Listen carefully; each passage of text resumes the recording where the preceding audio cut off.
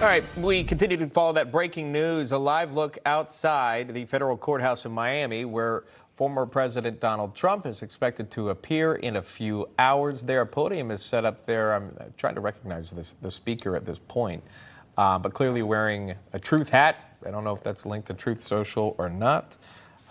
Could that be Vivek Ramaswamy or not, one of the presidential contenders? I think he had said he was planning on speaking. He did say he was going to be there, yeah. Not used to not seeing him in a suit and a hat on, but either way, there are several that are stepping up again to speak on behalf of the former president within these 37 federal charges. But it's not just that. President Trump, do not take their lies at face value now. Let's listen a little bit. But it is a shame that it takes a leader outside of the media to stand up. That is what we're doing. They now have this Freedom of Information Act request, and if they don't comply within 20 days and they don't follow the law, we will see to it in federal court that they do. That brings me to my second announcement that I'm going to make today. This is an announcement of a letter that my campaign has sent to every other campaign in this race, to Mike Pence, to Nikki Haley, to Larry Elder, to RFK Jr., to Marianne Williamson, to Doug Burgum,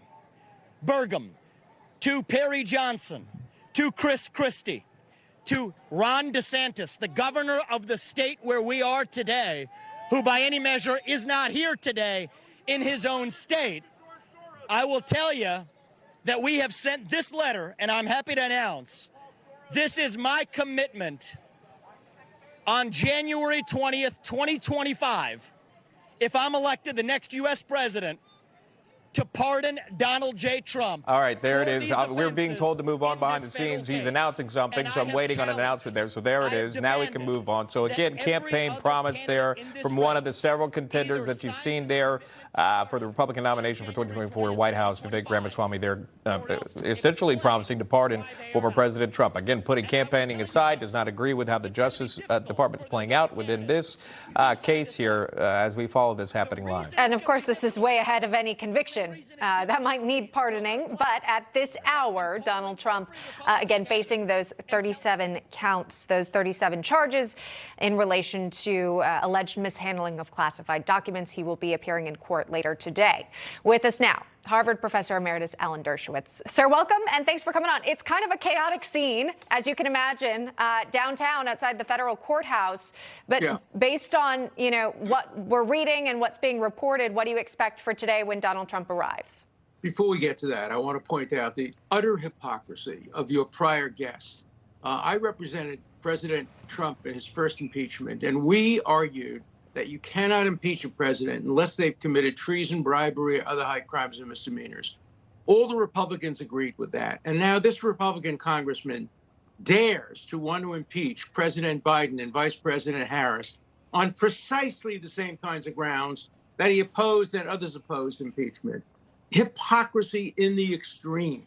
And then we're seeing hypocrisy from this candidate that we saw just now. He's going to pardon President Trump before he even hears the evidence. He's targeting President Trump in exactly the opposite way from way prosecutors are targeting President Trump.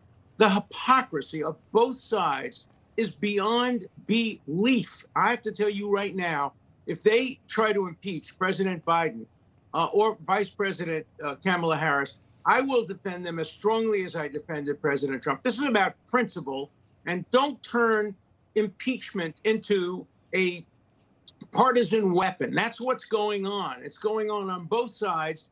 And I stand for the Constitution, not for Democrats or Republicans. And how dare you call for the impeachment of a president on the very grounds that you opposed impeachment of a prior president? Shame on you. It's something that you actually spoke of, and we spoke to you before. I believe it was one or the second impeachment of former President Donald Trump, and using impeachment as a weapon or as a tool back then with House Speaker Nancy Pelosi and others.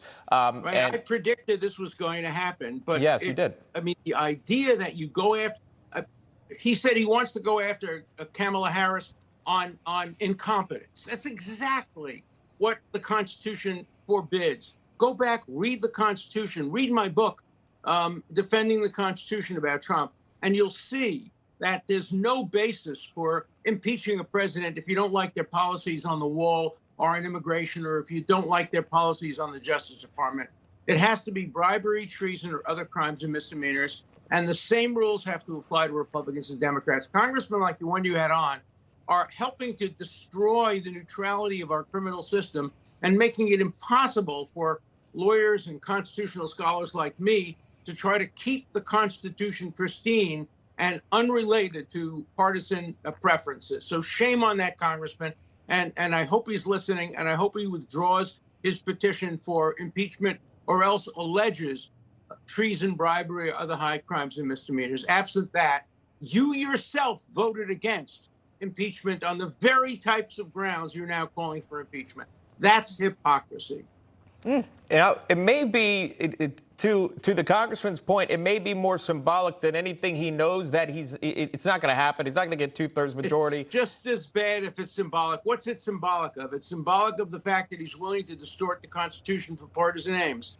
That's not the kind of symbol we want congressmen to project to the United States people. Fair enough. We wanted to bring you on to also, again, to talk about the other big story here in what is happening down in Miami this afternoon, where the president will appear at a magistrate court. He will plead not guilty to those 37 counts. He will be electric or fingerprinted electronically. In terms of a mugshot, he could get one. He could not. It's been misreported several different times. But either way, you're seeing a live picture, too, Professor, of those for and against the former president out here, some supporting him, some against him, wanting him to be charged. A lot of people want their voices heard today. What are your thoughts moving through the proceedings? Well, I think the main thought I have is, why aren't we seeing this arraignment on television? Why aren't we seeing the entire trial of Donald Trump on television?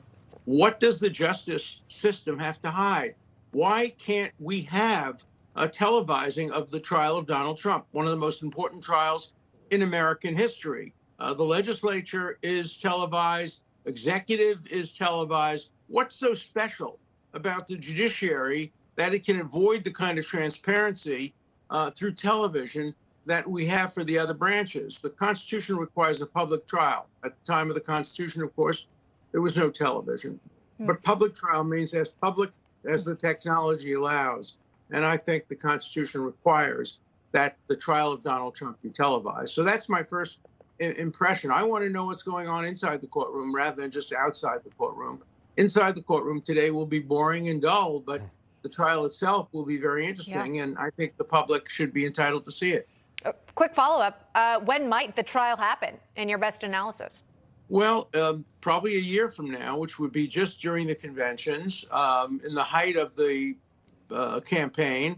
The judge could conceivably put it off until after the election, but it will really be up to the judge. And of course, we now see some Democrats trying to recuse the judge. They're trying to weaponize the system because they don't like this randomly selected judge, because she once ruled in favor of Donald Trump and it was reversed. So we don't know when the trial will be. There's no good time for it. And that's why you shouldn't have a trial for a person running for president unless it's the most compelling case imaginable. In this case, I think, falls short of that standard. All right, a lot to discuss there. We'll continue to follow it. We appreciate the time. Professor Alan Dershowitz joining us live. Always good to see you, Professor. We thank you for that. My pleasure. Thank you. All right.